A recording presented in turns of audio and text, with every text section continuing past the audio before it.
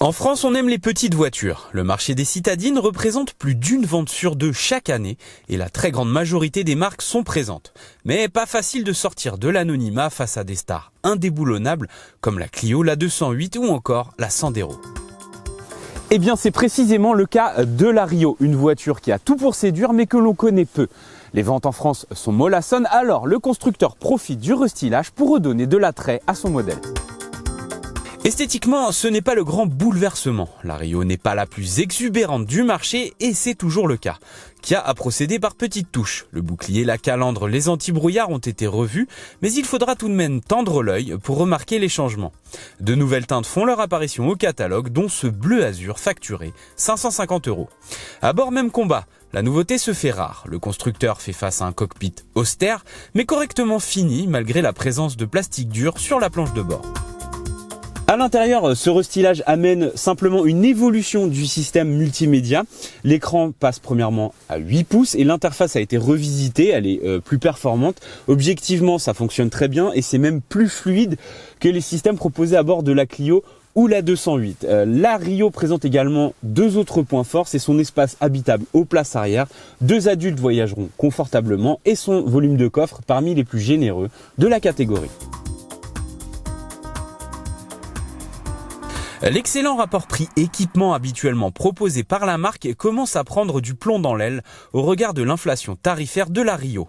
Mais il ne faut pas oublier la garantie de 7 ans. Les tarifs de la Rio grimpent de plus de 1 000 € avec ce restylage, notamment à cause de l'électrification de son moteur phare, le 3 cylindres essence, qui devra par la même occasion compenser la disparition du diesel au catalogue de la Rio. Ce dernier est proposé en version 100 et 120 chevaux et s'adjoint les services d'un alterno-démarreur renforcé qui épaule le moteur dans les phases les plus énergivores comme le démarrage. Il est alimenté par une petite batterie nichée dans le coffre et promet des consommations en baisse. Aujourd'hui, cette électrification est incontournable pour pouvoir continuer à commercialiser des voitures car c'est la manière la moins chère et la moins invasive pour abaisser les taux de CO2.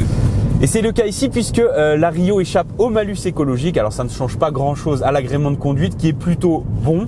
Le moteur reprend bas, il offre une belle allonge, même s'il faut faire attention, on a quand même petit creux à bas régime pour la conduite en ville. C'est légèrement pénalisant, mais rien de bien méchant en soi. Signalons au passage qu'il s'agit d'une toute nouvelle boîte manuelle développée avec Hyundai spécialement pour les motorisations hybrides légères. Dorénavant, la liaison entre la pédale et le disque d'embrayage est électrique, ce qui permet à la voiture d'anticiper d'elle-même le débrayage à la décélération pour économiser de l'essence.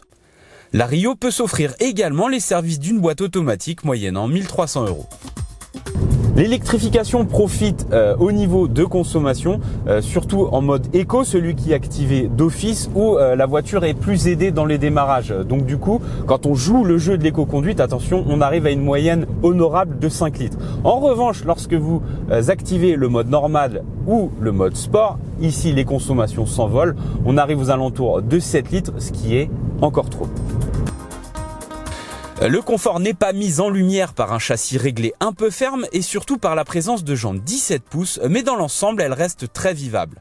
La Kia Rio est une voiture facile à conduire au quotidien et rassurante avec ses nombreuses aides à la conduite. Malgré son style conservateur, la Rio évolue plus qu'il n'y paraît. L'électrification lui permet d'échapper au malus écologique et d'abaisser les consommations à condition de pratiquer l'éco-conduite. En contrepartie, les tarifs sont plus salés qu'auparavant avec un minimum de 20 000 € réclamés pour profiter de cette nouvelle technologie.